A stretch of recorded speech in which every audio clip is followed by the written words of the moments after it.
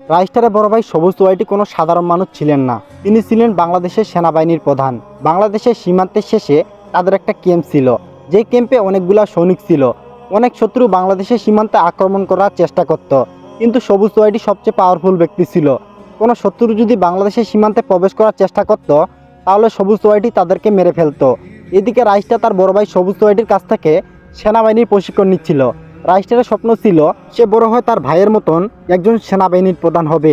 রাইস্টার সকাল সকাল গোসল করতেছিল, কারণ সে 26শে ফেব্রুয়ারি শহীদ স্মৃতিদের শ্রদ্ধা জানাতে যাবে।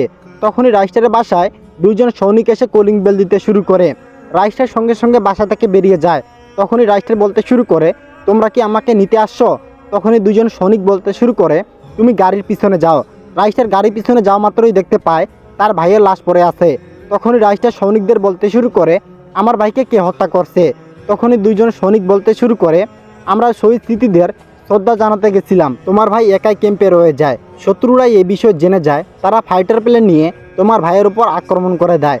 তোমার ভাই অনেক শত্রুকে মেরে ফেলে, কিন্তু শত্রুরা বেশি সংখ্যা হওয়ার কারণে তোমার ভাইকে তারা মেরে ফেলে। এই কথা শোনার পরে রাইস্টার মন খারাপ করে না।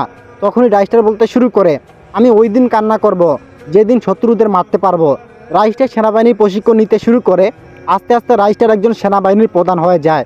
রাইস্টার তার ফাইটার প্লেন নিয়ে শত্রুদের ওপর হামলা করার জন্য প্রশিক্ষণ নিচ্ছিল। এদিকে রাজুলাল তার লোকদের প্রশিক্ষণ দিচ্ছিল।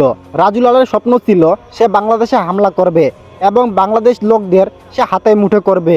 সে ফাইটার প্লেন নিয়ে বাংলাদেশের সীমান্তে আক্রমণ করে দেয়। বাংলাদেশের সেনাবাহিনীদের অনেকে মারতে শুরু করে, এক পর্যায়ে অনেক সৈনিককে মেরে ফেলে। তোমরা যদি নেক্সট পার্ট চাও তাহলে ভিডিওতে লাইক করে অবশ্যই চ্যানেলটা সাবস্ক্রাইব করে দাও এবং কি নেক্সট পার্টের জন্য কমেন্ট করো।